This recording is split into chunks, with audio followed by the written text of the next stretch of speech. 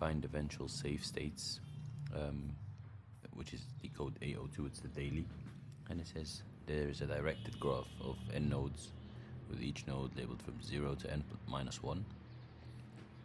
As we can see down here, the graph is represented by a zero index 2D integer array graph, where graph of I is basically an adjacency list, where it says is an integer array of nodes adjacent to node I. So basically node 0 is adjacent to 1 and 2, node 1 is to 2 and 3, node 2 is to 5, and then these nodes are empty, right?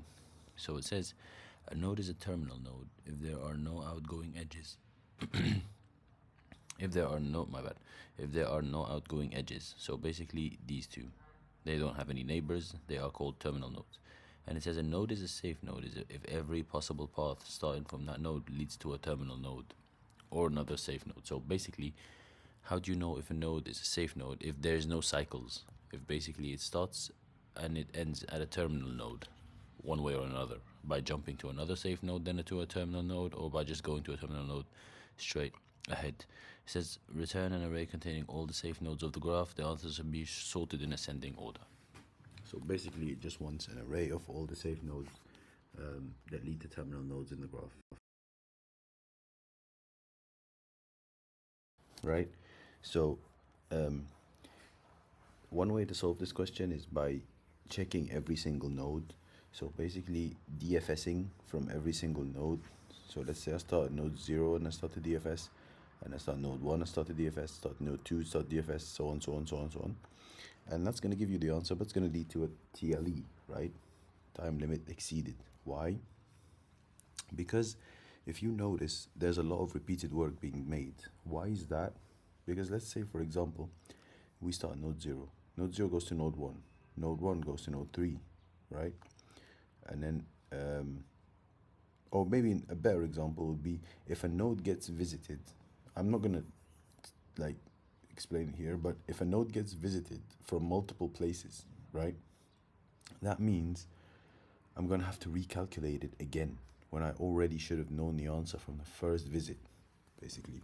So the first visit should always dictate the answer, because in DFS, let's say we land on node 2. We're going to process node 2 to know the answer of the previous recursive call, right?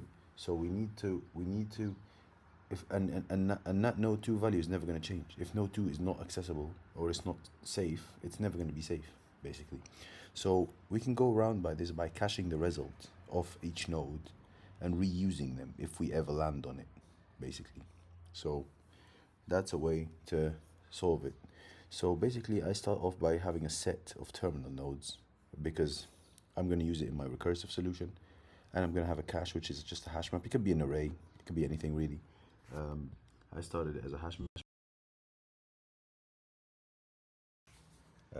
and I start adding the terminal nodes, and then this is the recursive function, basically, where I have an I, which dictates which index I'm on, and a visit. Visit is a set only for this recursive call, like recursive stack that's about to happen, right? So this is gonna dictate if we ever fall into a cycle. We can detect if we fall into a cycle, and if we fall into a cycle, we'll have to return false anyways, right? So first things first, the base case is if it's in terminal nodes, we always return true. That means it's a good, right? And if it's in cache, we're just going to return the cached value of it. So that way we prevent multiple recursive calls that are unnecessary. If it's in visit, we return false. That means it's been visited, right? So then we add it into visit set, right?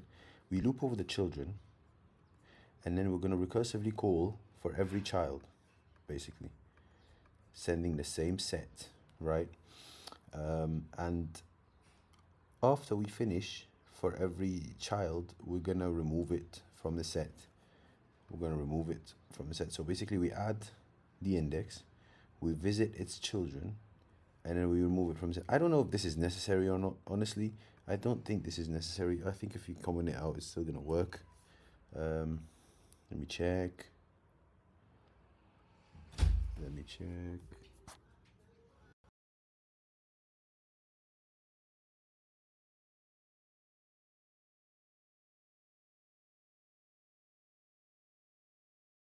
Yeah, it still passes, as we can see. It still passes.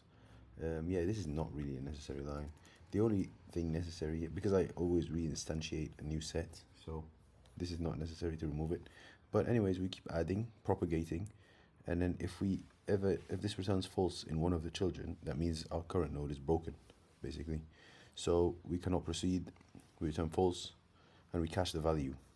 And then otherwise, we cache the value to true. Then we're just going to loop over every index in the graph and then execute this DFS with a brand new set. And if the DFS passes, we're going to append it to the result. If it doesn't, we're not going to append it to the result. And then we return res, and as you can see, it's really pretty efficient, and it passes. Also, noting another thing, because I solved this before, but as you can see, that the runtime was really bad. It's worse than this one. Is I made like partial caching where I just cached the safe nodes, and I didn't cache the part where if it fails, you should cache the node. Here, if it fails, I didn't cache the node. So what happened is, every time I hit a failure, a node that potentially is not safe, I had to redo the progression, which is not good. So make sure you cache both sides. Time complexity wise, it is O of n, because we visit each node once due to the caching. Yeah, thank you guys for watching. See you in the next